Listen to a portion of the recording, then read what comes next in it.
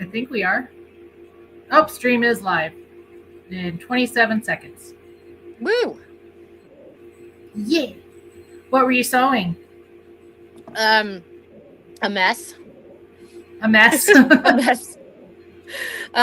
It's if it turns out right, it's going to be an Imperial officer tunic, but an in-universe version of a Hawaiian shirt Imperial officer tunic. So it's That's going to be awesome. I hope so. Anyway, going to be a Imperial officer on vacation. That's great. That's wonderful. Anyways, hi everyone. Welcome to One Anime's podcast. We are now switching courses where we're just going to hang out with our guests and just chat and hang out with you guys. We are going to plug. Oh, and here's my guest, Marial Clark. Hi. Salt Lake's Cosplay Hall of Fame. So she's amazing and one of my dearest friends. Oh, you're so humble. Aw, thanks. So I brought Marial on tonight to talk about a panel that we do a lot now is cosplay and disabilities. And that's being cosplay encompasses a lot of folk, including those that are neurodivergent and people with disabilities. And it's a very important topic that's dear to my heart and dear to Marial's heart. So we would like to talk about that too. Yeah. Yeah. It's going to be awesome. Really quick, I'm going to plug tomorrow's event. We are doing a cosplay night at Miyazaki Restaurant down in Murray and down at Fashion Place Mall. So it'll be at 9 o'clock to 2 a.m. because, that's when the adults come out and play. So we're going to be having cosplay bingo. We're going to have a spinning wheel to get prizes. We're going to have a cosplay showcase on red carpet. Yeah, nice. Our guy bought red carpet just for this event. I'm like, wow. Yeah, he sprung that on me today. He's like, do you want to do a red carpet showing? And I was like, Sure. He's like, yeah, because I bought red carpet. I was like, okay then, definitely. Yes, we would. Yep. So we're doing that because we're not having, and we're going to have cosplay contest signups for One Anime at the event. So because we really want you to come and show your cosplays. So we've got some great judges. Marial, did you see our judges? No. One of them. I've been like blinders on cosplay Fanex sewing crunch. So no, I don't know what's going on in the world right now. Oh, well, we've got, Becky Best Evans. I love Becky. She's one of our judges. Awesome. And then we've got Jonathan Mario. Okay. And I think you know him, Jonathan Ospittal. Yep. He was with Anarchy Girls for a long time. Yep. Yeah. So we've got him as a judge, and then I've got my good friend Cynthia Kirkland out of Texas coming, nice. And her stuff is incredible. That's going to be a good judging panel. That's a lot of people with a wide variety of skills and talents in different crafting materials and techniques. So that's going to be good. They're really going to be able to accurately and judge people's quality of builds. So that's cool. That makes me happy. I like having a good balanced judging panel. That was my goal. I wanted balance. I wanted fairness. I spent hours on the rules. So there's no, sandbagging, no cheating, nothing can happen. Good. In our rules. So I was a little worried though. I was like, are my rules a little too intimidating? But the other judges said that they looked good. It looked fair. Awesome. So, let's talk about really quick before we get into our cosplay and disability discussion. Let's talk about our DJ for tomorrow. DJ Priest is a personal friend of mine, and he is really good. I watch him he once in a while features on Temple, and he does Twitch streaming. But he's been DJing in Salt Lake for about a decade now. He runs events and online festivals, and he collaborates with artists and DJs among the Twitch community.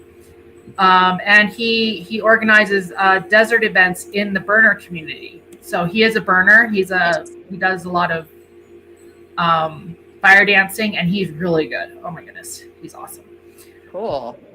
Yeah, the set list for this weekend that he has made for us is from popular show titles ranging from the 90s, 2000s to current, and some video game covers from artists like Nate Wants to Battle, S3RL, and a few from favorite collaborative project called Voices of the Livestream. He also has some contemporary music from a few Japanese artists and more up-to-beat dance hits from artists like aespa, Blackpink, and Kira. So that's what we're doing this weekend. Nice. Yeah. I don't know if you'll be able to come. I would love it if you could, but you've got the I kidlets. won't. I have the kidlets. And because I have kidlets, Monday and Tuesday are parent-teacher conferences and after-school activities for them. And so I have tomorrow and Sunday to get all of my Fanics crafting and packing and everything ready to go, because Wednesday I hit the con floor to start helping build the booths, and then it's just going to be run. So, and yeah, and I'm not one of those people that comes out at 9. At 9, I'm in bed. I am an early to bed owl. I don't know what kind of bird that would be, but I'm not a night owl. I am definitely a morning pigeon or something. I'm the same. Well, having a farm, I have to get up early and feed the horse at like 6:30. And my Sphinx cat wakes me up at like 6:30 in the morning. She's like, "It's time to let me out." Yep. Okay. So, all right, let's get to it. Okay, cosplay and disabilities. So we will be encompassing like neurodivergence, physical disabilities, things like that. And what's your expertise, like what you like to talk about on this subject, Marial? So I have a plethora of disabilities. Part of it was I grew up in a very, very trauma-heavy household. So I have a lot of trauma-induced neurodivergent issues. But also I did a lot of ballet and other physical activities as a kid, and I really pushed hard. And I killed my body. So I have a lot of chronic pain injuries as well. And I have things like POTS and Ehlers-Danlos and just a lot of things that all come together to make it very, very fun to be me. So, yeah, some days I can just go, and everything works out great. And other days I am completely non-functional, physically and mentally. Sometimes it's one, sometimes it's both. So it just kind of depends. My spoon drawer is not full. Nope, we have to borrow sporks once in a while. Yeah. Yeah, I like to go for the knives, start stabbing. Yeah. Spoons are gone. I will stab you if you require any more attention from me. So my expertise is I have a lot of plethora of neurodivergence in my drawer. Autism, PTSD, and then I have migraines with a spine of a 60-year-old woman and a bum knee from a convention accident of all things. So if you ever see me limping, you'll be like, "Oh, that." And I was like, "Yep, old con injury." Yep. But so if you see me on the con floor, I almost always have my service dog with me, and he just graduated. Yay! And didn't Legolas just graduate too? Oh no, Legolas is he's still in full teenage boy mode. He's 15 months old, so we're like right at the Axe body spray and like 3 upper hair, lip hairs, and thinks he's all that stage of development right now. So yeah, he's got a little ways to go. But even so, he's such a good boy, and he does, when he knows he needs to work, he does work. So He's a good Yeah, pup. he is from your post. He's a really well put together poodle. He's really good. Yeah. Yeah. Even his crazy puppy stuff is like nothing compared to a normal crazy puppy. So yeah, Oh, he, he was worth every penny and every ounce of research I did to find him. And he's such a blessing. So we love him. he's a good boy. Yeah, Leo Yes. just graduated his, and he got his new big boy vest. We're still working on some of his issues, like he doesn't like riding in the car. Mm. Like he screams a Oh, lot. He screams and throws himself baby. against his eyes, and I'm like, Leo, Oh, baby. But then when he gets into his public access mode and he gets into his yeah. gear, then he's on. Yeah, He that's Legolas. Vest goes on. He's like, okay, now I work. His problem is all people are friend, and oh, poor friend. and because he's training to be a psychiatric service dog, a lot of she spawns circle are also neurospicy, and so he can tell when someone's starting to have a panic attack or heart rate's going up, blood pressure's going up, and so he tries to task on them. Like he's just like, oh, someone needs help, I will help. So trying to get him to focus down to just one person. He's like, but I have job. I have job. Person needs help. I will help. They are friend. They need help. I will do DPT. I will alert that they are needing help. And yeah, so he's a sweetie. Yeah, Leo does that a lot too. And my old one, her, she used to do that a lot too. Yep. Yep. She was a good girl. But Yeah. so since we're on the subject of service dogs, what well, your service dog is for your daughter. Yes. And so she's does she do cosplay too? She used to when she was a lot younger. In fact, back when Fanix was still doing press conferences. The night before a press conference, she demanded that I make her a Wonder Woman costume. And I was telling her, honey, I don't have, because I was thinking she meant like Gal Gadot Wonder Woman. And so I said, oh, no, I don't have that fabric and I don't have the time. And she's like, no, no, no, no, you can. You have the fabric. Come with me. And she like dragged me down to my sewing room and started pulling scraps out of my scrap box. And was like, this is for the shirt. This is for the sleeves. This is for the leggings. And I finally realized that she meant superhero high school Wonder Woman, like whatever that one. Anyway, and I was like, oh, I can do that. I can do that. So I stayed up all night, sewed her a Wonder Woman costume, and she proudly wore it at the press conference and was absolutely adorable. But then, I don't know, around 8, her neurospicy really got spicy.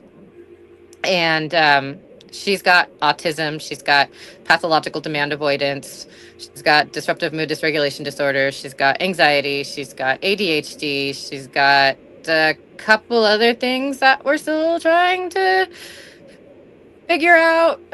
She's probably got POTS like me because just some of the things she says and the way she gets. Anyway, so sensations and people looking at her are really big triggers. And she's got like 3 pieces of clothing that she will wear. And that's it. That's her comfort clothing, and she doesn't want to change. So yeah, she doesn't cosplay anymore. But she does like dressing Legolas up.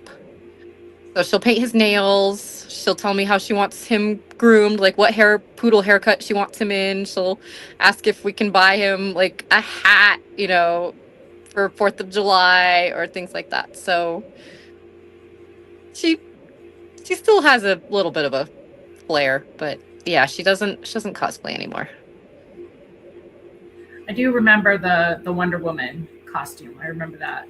I wasn't there. I remember you posting about it because we've been friends for that long. Forever. Yeah. Forever. I've been your butler forever. Yes. You are the best butler ever. Thank you. So dressing the dog up. I do that with Leo a little bit. I did that with Cleo. In fact, that's how I became friends with Carlos Ferro, the voice actor for Assassin's Creed. Is he saw Cleo dressed up in her Altair costume. And he's like, yes, I remember that costume. yep, I still have it. And Leo wears it beautifully. It actually fits him. So I was like, okay, Nice. this is the thing.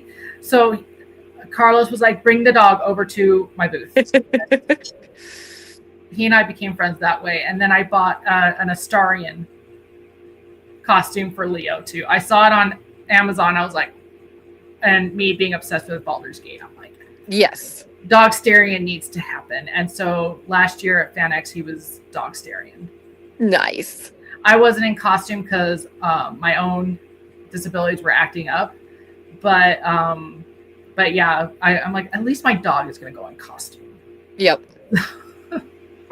So yeah, if you have an aid like your dog or a cane or a wheelchair, don't be afraid to dress those up. Yeah. My favorite from a couple years ago, a few years ago, when Sylvester McCoy came and someone turned their entire wheelchair and themselves into Radagast with his sled pulled by rabbits. Was that at FanX? Yeah, that was at FanX. Yeah. And that was amazing. Like, I just loved how they leaned into what they had and just made it amazing. So I've seen some wheelchairs that were like TIE fighters and just Professor X and a lot of these Q and his flying throne thing. Like, there's so many things you can do with them. It's great. Yeah, your imagination is the limit, which there is no limit. And mostly I see a lot of children getting into it. Yeah, because cosplay is supposed to be fun. It's playing in costume, so have fun. You don't have to take it seriously, and if someone's trying to gatekeep you by taking it seriously, I will glare at them in a very evil way, because that's not how it's supposed to be. And her glare is very evil. I know this. Yeah, me. Yeah. Except that I can't see because I'm blind as a bat. And then we go to disabilities like ADHD and even I have issues with my ADHD is pretty bad. Oh wait, we have a question. Oh, where? If the costume doesn't really have anything, can I grab my cane too? What would you recommend to do? Don't be afraid to use your cane because everybody knows that that's part of you. So don't sacrifice your mobility aids at all for the costume, because again, we're having fun, and don't sacrifice your health for the costume. Like if you have POTS and you need to sit down. Go sit down. You know, if you have back problems and you can't wear 4-inch heels, don't wear 4-inch heels. Yeah, and people need to be understanding of that. Yep. So even if you can't incorporate your cane, just be like, well, my character has a cane. Yeah. What are you gonna do about it? You could. I've seen people turn like their cane into a staff or a spear, if that works with the costume. I've seen people just hang like a sign on it that's got a quote or an image from the character they're cosplaying, you know, to just sort of pull it in to whatever character they are. But also, like Whit said, if there's no way to incorporate it or mask it or hide it, just use it. It's okay. It's totally okay. Yep. And even if you're in the competition area, the judges can and should be very understanding of your use of a mobility aid. Yep. I've known very few and far between. Some judges get nitpicky about it, but they're not worth their salt. So we don't call them judges. They're just brats pretending to be a judge. But with me, with the ADHD, I'll be sewing and suddenly dissociate. Mm-hmm. And then I'll be sewing, dissociate. Yep. So it's, or I'll be paying attention to my sewing, and then something else catches my attention, like my dog or something, and I'm like, eh. So that's another reason I don't compete anymore, because judges want to check your seams now, and I'm like, no. Like, my stuff looks great, my stuff looks immaculate, but you look at my seams and oh no. And that's why a lot of my stuff is hand sewn now, because I can actually hyper focus on hand sewing. Like Dracula was done, the coat was 90% hand sewn.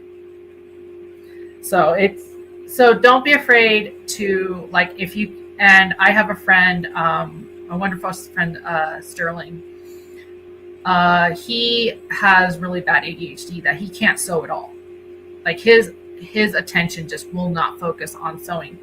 He used to, but now it's just, he just can't. So don't be afraid of buying your costumes. Like, do not be afraid to buy your costume. You do not have to hand make them. Or commission. So I have multiple seam rippers because my ADHD is also through the roof. I only got diagnosed officially finally a year ago as my 40th birthday present to myself, but I am on the max dose of Adderall and it's still not enough. Oh my god. Yeah, it's fun. But at least the channels running around in my brain are down from like 103 to like 27, so I'm more functional. But I woke up this morning at 4:30 because I realized that the 12 seams that I had sewn last night at 7 o'clock were wrong.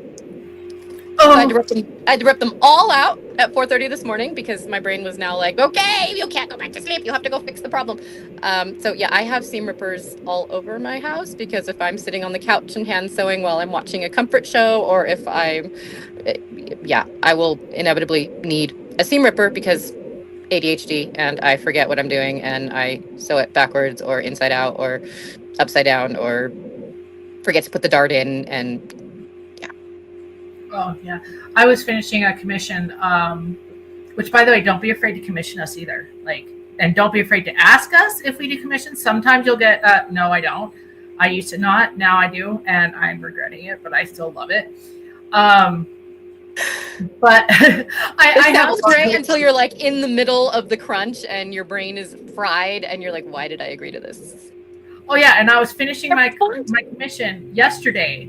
And I'm like, you know what? I have to do this leather piece. I have to dye this leather. And I'm like, oh, it fades from brown to red. So I'm going to use mahogany and oxblood. Okay, cool. I will airbrush this.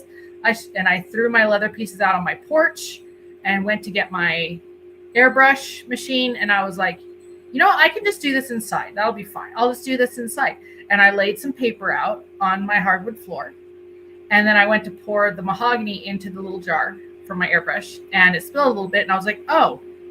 And I went to lift the paper, dumped the whole thing, and it bled through the paper onto my hardwood floor.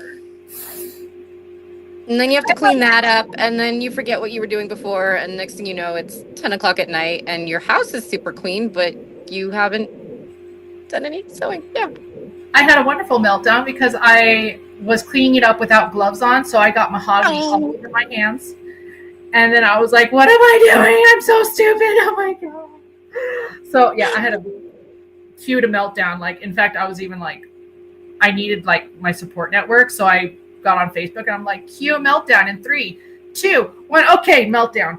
And everybody's like, oh, well, how can we help you? And I was like, I just spilled leather dye all over my original hardwood floor from the 1960s.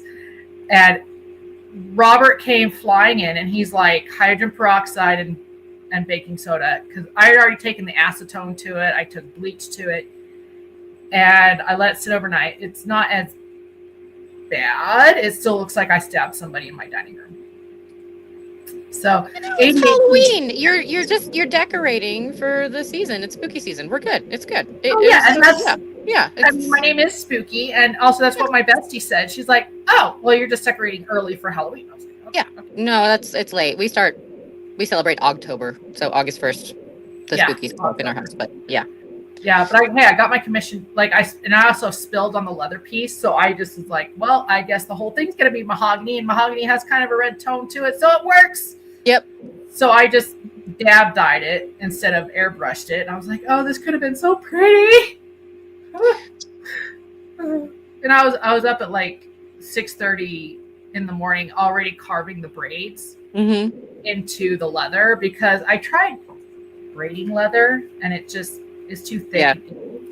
It just didn't. And also, Tandy was out of these strips, so I'm like, how am I gonna do this? So I just carved the braiding into it, and it flows a lot better and looks better. But hey, I got it done. Yeah, that's what matters. I mean, I when someone approaches me for a commission, my first I get excited because I like creating, and also if I don't have something to do with my hands, then the ADHD voices in my head go crazy. So I like having crafting stuff, and so I'm always like, oh yeah, I could do that. Oh yeah, I could do that. Especially if it's one where I get to like learn something new or practice a skill that I haven't had to use in a while. So yes, I love being asked about commissions. The hard part for me is that I have to ration my spoon drawer a lot more now because I have 4 kids in school.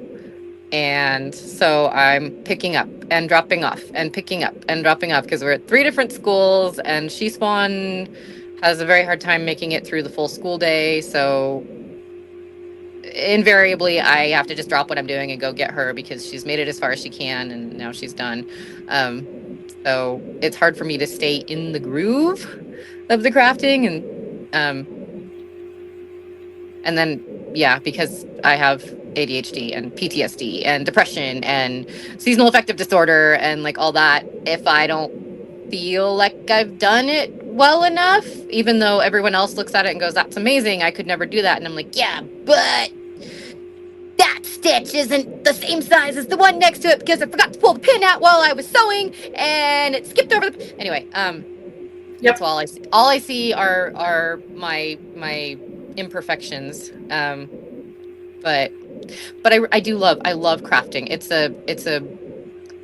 For me, it's a good way to channel my disabilities into something positive. So, I was going somewhere with that, and then the ADHD squirrel just ran off. Anyway, we just squirreled. Well, that's one reason why I started taking commissions is because the main reason I cosplay is not only to step into the shoes of someone else to get out of the nightmare that is me. I go into somebody else. It's also seeing the joy in others with my creations. Like, oh, I can't wait for you to see Percy on Saturday. I'm excited because he lights up, and I learned a new skill. I learned electrical. That's huge. That's big, and everybody's like, you need to compete with him, and I was like, no, because there's a wrinkle on his collar that I can't stand, and I can't pick it out without hurting the fabric because it's from India. Yep. Yep. Just no, I'm not competing with person. I like to judge, I like to coordinate, and I like to create the cause. I like to create the competition, but I don't like competing myself anymore. It's just no, not for me anymore. But I digress. My squirrel happened. Train of thought derailed. All the passengers were killed. It was great. Oh yes. Commissions is so now I get to give my creations to somebody else. Yeah. See them wear and model my costume. But my problem is I take on too many of them at once, and I'm like, oh, I can do that. I can do that. I can do that. Moody messaged me. It's like, Whit, can you do the thing? And I was like, let me. Probably not, but let me see it. And I saw it, and I was like, it's robes and applique. Yeah, I can do it. And then I hit burnout while in the middle of it. And I was like, oh. Yeah. And my client was a saint. Like, he's like, no, I totally get burnout. You're fine.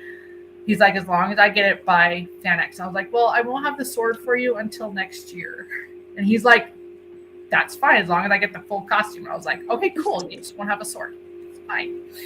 So I feel like you're in a Russian fairy tale. You're like, I'm finishing sewing it as I throw it on you right before the axe is about to behead you, and I saved the day. Yay!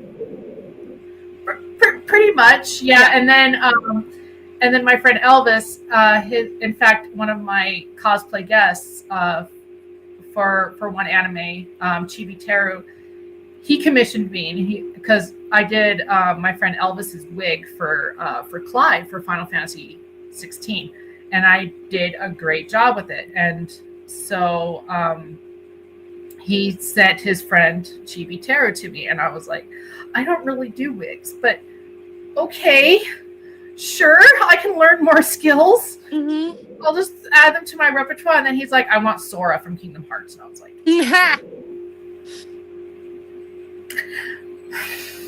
so I'm like, videos and white glue and prayer.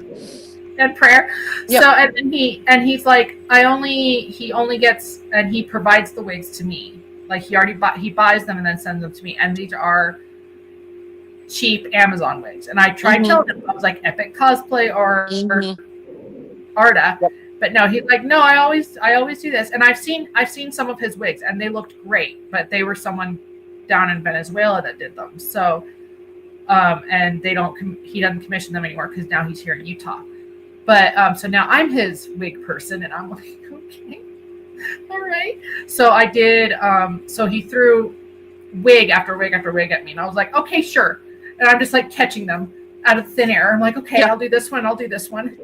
And he's like, can you do Noctis? And I was like, sure, I can do Noctis. It's a duck's ass on the back of your head. Yeah, sure, I can do Noctis. So I did Noctis. And then he's like, oh, I also want Prompto. Sorry. Yeah. I'm like, yeah. And so I did Prompto. I looked at all the in-game pictures, and I did the cockatoo head. And he's like, no. And then he showed me a different cosplayer wearing Prompto, and I was like, oh, so it's kind of. So I just went over and I just went, okay, cool. And then I sent him a picture. He's like, yeah. I was like, okay, great. We're in business. And he came over and he thought it was all great. So, hey, I made $200. It's great. Yeah.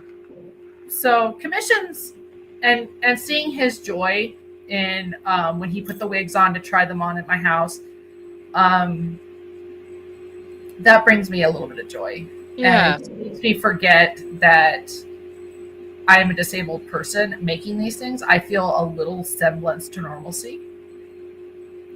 I'm like, hey, I'm kind of running a business out of my house. It's great. Yeah.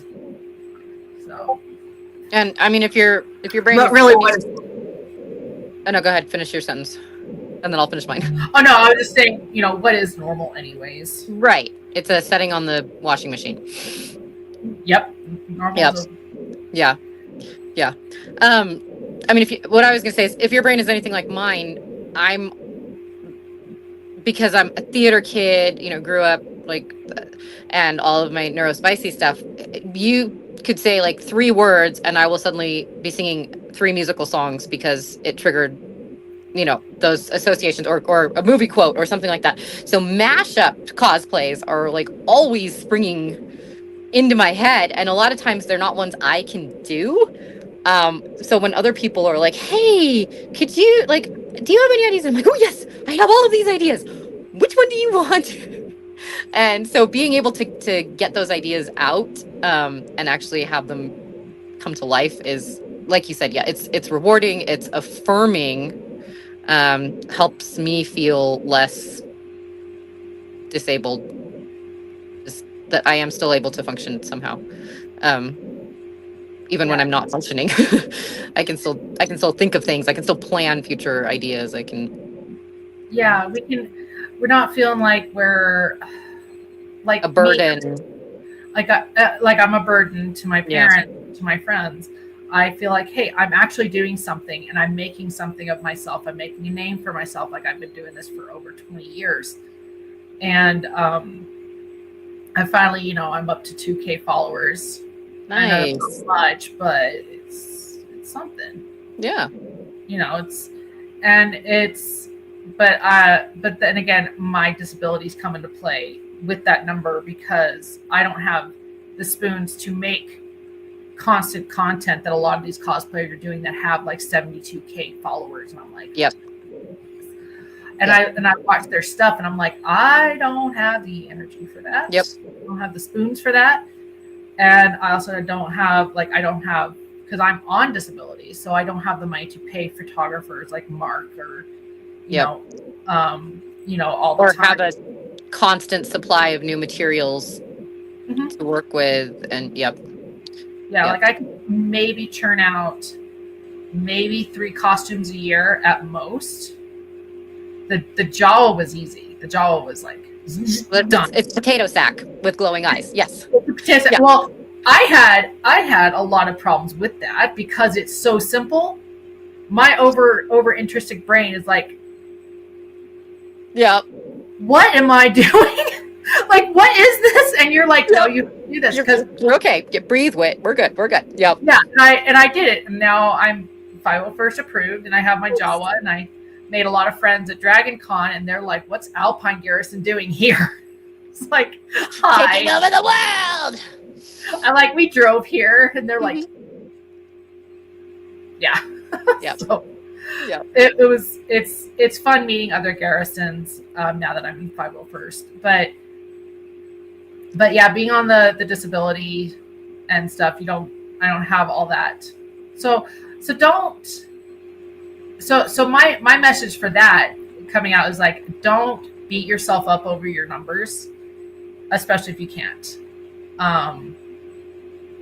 If you can't get those numbers up by having new content, don't worry about it. People are still liking your stuff. If you're up in the K region, even if it's a small K, still be proud of yourself.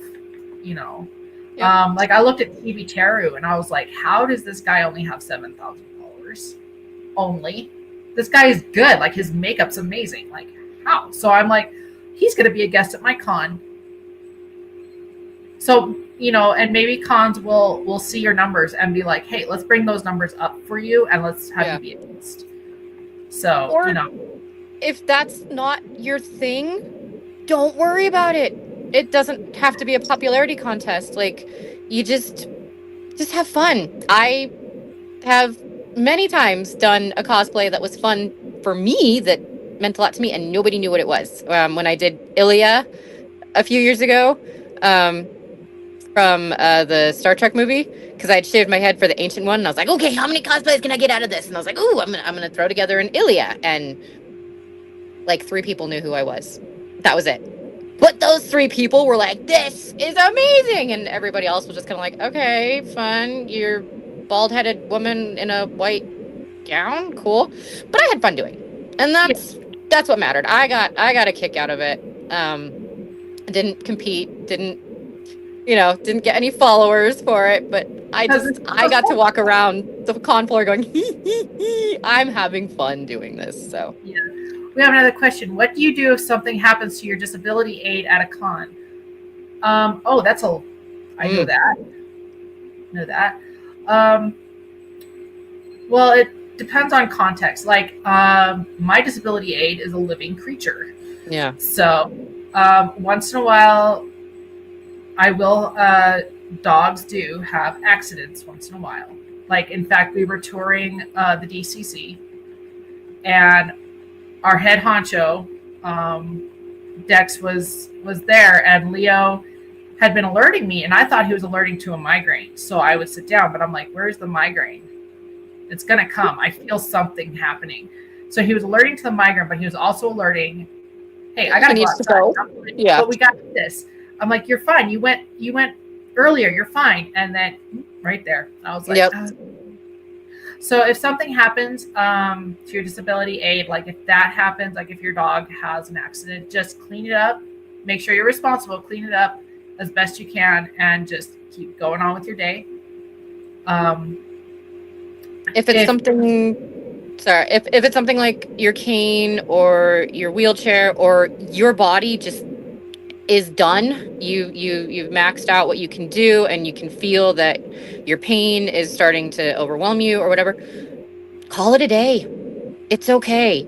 I always bring a dress down cosplay with me to FanX, to any con I'm doing, because I can be doing great and then just all of a sudden, wham, everything hits me, my back goes out, my headaches start, like, and I'm no longer functional.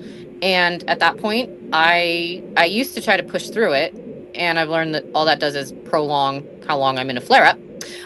So yeah, I bring a jammy, or I bring, a t-shirt, or I just say, guys, I gotta go. Bye. I'm sorry. I can't function anymore. I gotta go home. And I do. And it's worth it. It's worth it to do that, because then you recover faster and you can get back to doing some stuff, if not all stuff. But don't be afraid to just call it a day. Don't force yourself to stay in an uncomfortable or painful situation, because you think you owe it to the people around you. You don't. You matter. Yeah, your health matters more than your costume. But what, like, if a piece comes off of your wheelchair, like a cosplay piece or things like that, utilize the cosplay repair stations. Yep. Like, they're there. Like, if you're at Dragon Con, there are cosplay medics wandering around constantly. A lot of these people have the ingenuity. They're going to try and fix your ouch.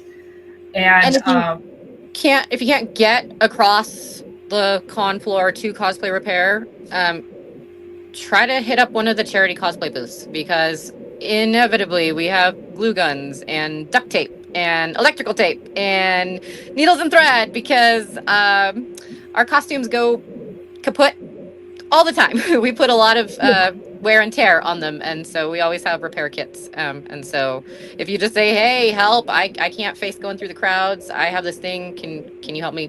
You'll have like 3 people running back behind the scenes to come out with super glue and other things and try to help you. And we got another one. If your disability acts up suddenly, you didn't have warning for it, for say at a larger con, what do you recommend as like a good course of action? You recommend having handlers? Yes. Handlers are the best. And if God you don't have a handler at I'm just going to talk about FanX, because FanX is yeah, that's fine, in a week, and I'm totally not stressing about it at all. There are so many amazing volunteers at FanX, and a large portion of them have disabilities of some sort, visible or invisible. And so even if you have not gotten your ADA wristband, which you can get, no questions asked, you do not have to explain. You just have to say, I'm ADA, I would like a wristband, and they give it to you at registration, or even like any of the volunteers. Anyway, but even if you don't have a wristband, if you just say, hey, I'm having an issue and I don't have a handler, I don't have anyone to support me, the volunteers at FanX they'll jump right in and they'll help you. And at most of the FanX portions of FanX, that sounds weird, like photo ops, guest autographs, panels, things like that, they have entire sections for ADA. And so if you're having a flare up, you just say, hey, I need a place to sit down. I'm having a flare up, I'm ADA, whatever. They will usher you over there. They'll make sure you're okay. Some of them will even like bring you water, or, a granola bar from their own pocket if you're having a sugar crash or something like that. Like, they're absolutely fantastic. So most cons that are worth their salt have some sort of ADA support program. So if you don't have a handler, ask for help from the con, and you usually get it. I have been getting, so being head of cosplay, I've also been helping out with a lot of other behind the scenes from One Anime, and we've been talking about ADA accommodations. We're having a quiet room sponsored by one of our mental health institution sponsors. They're going to be sponsoring the quiet room for people, and we're going to be implementing a lot of the things that I've seen at Dragon Con and at FanX, so that we can have the accommodations for you. But one thing minor story time. I had a former friend that was like, let me be your handler. And me being the hyper independent person with trauma, I'm like, no, but she insisted. And then she used that against me. So from then on, I was just really never asking for a handler because I was afraid that friend would Getting hurt. like. But then at Dragon Con this year, and a couple previous Dragon Cons, like my roommates would be like, "Look, Whit, you have no pockets, and you don't have your dog here. Let us help you." And like Christina was great, and then I had a handler when I was in Percy because Percy I can't use my hand with diplomacy, so I'm encumbered in Percy, and he was just a godsend. So try and get a handler if you can, and don't be ashamed. Get someone you trust, get someone you love, and someone that loves you, and they will don't be ashamed to ask for help from either a volunteer, ADA person, or anything, because people love you and want to help you. Yeah. Yes, you have been my handler once. Yes, you have. One of our viewers. It's like, I've been your handler. Yes, you have. I'm glad you liked it. Sometimes it's more fun to be a handler. Oh yeah, and I was his handler. My handler at Con when I was Percy. The previous day, this was his first con and his first time cosplaying ever.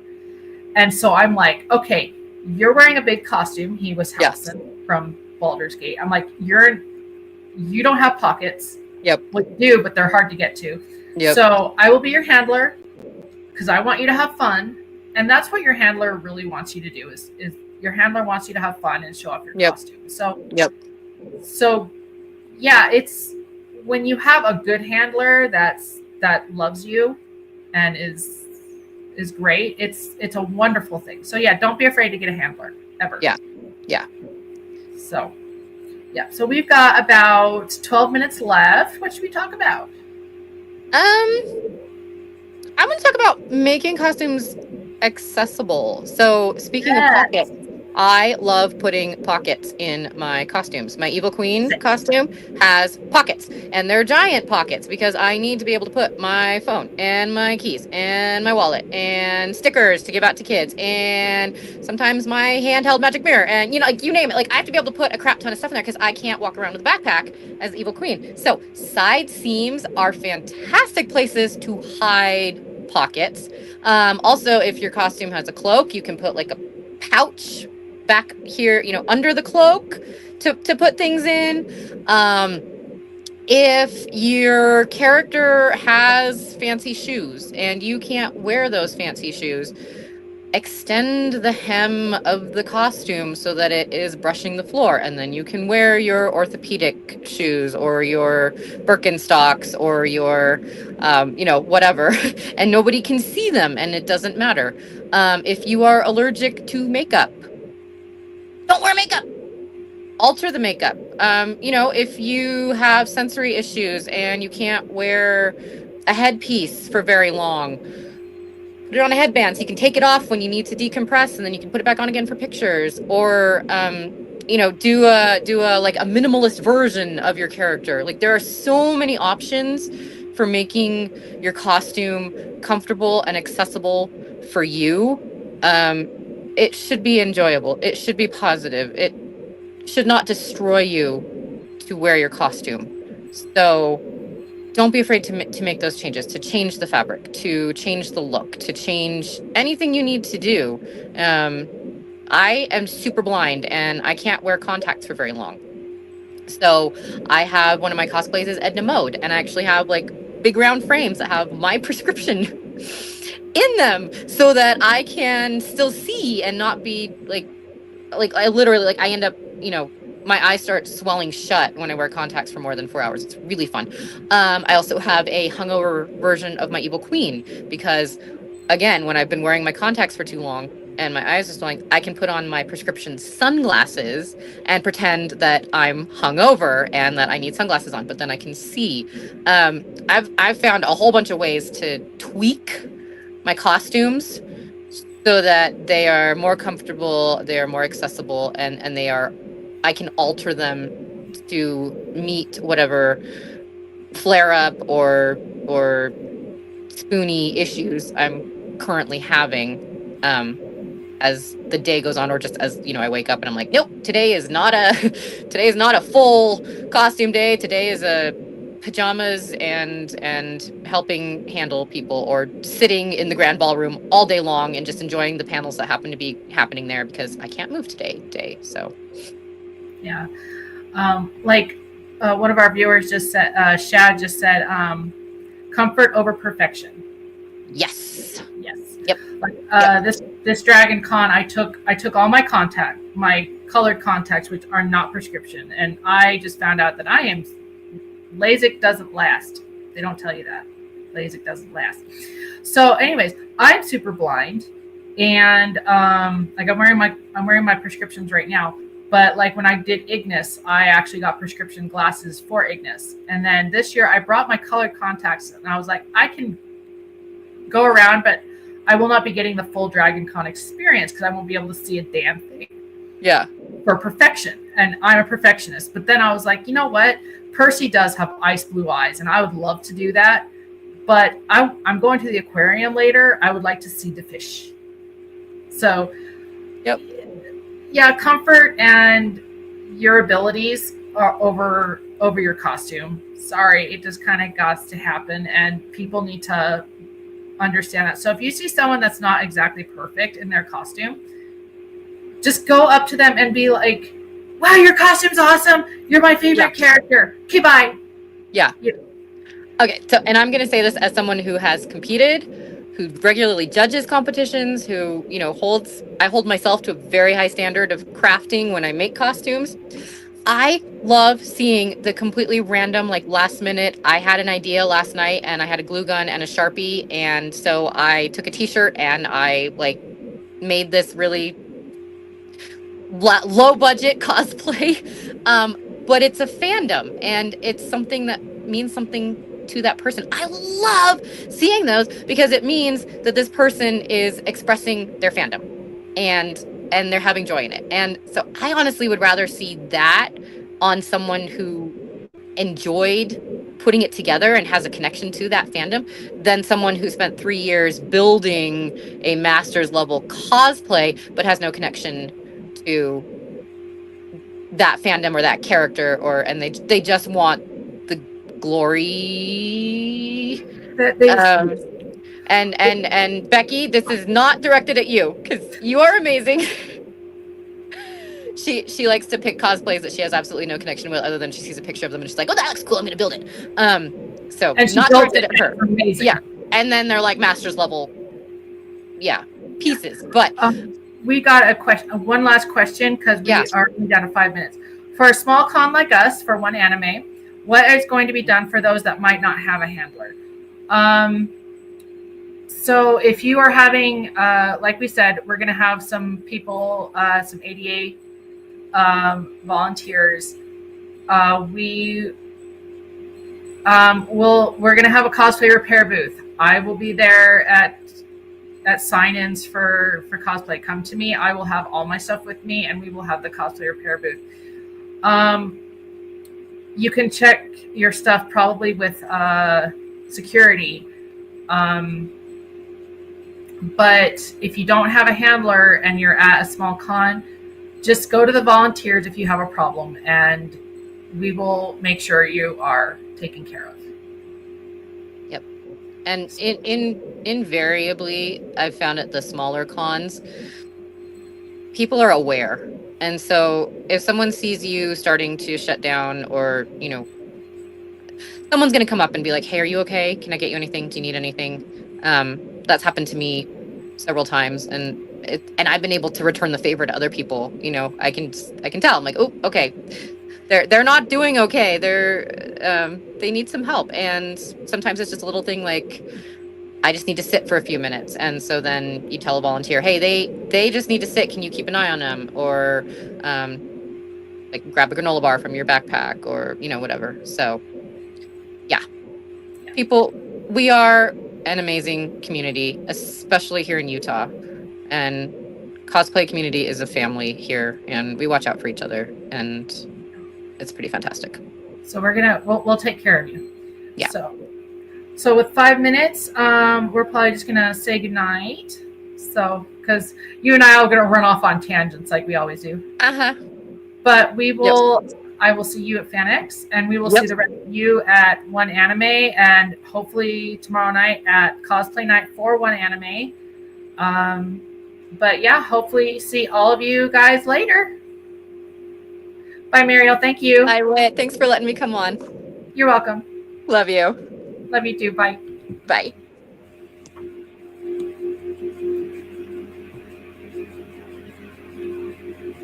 Okay.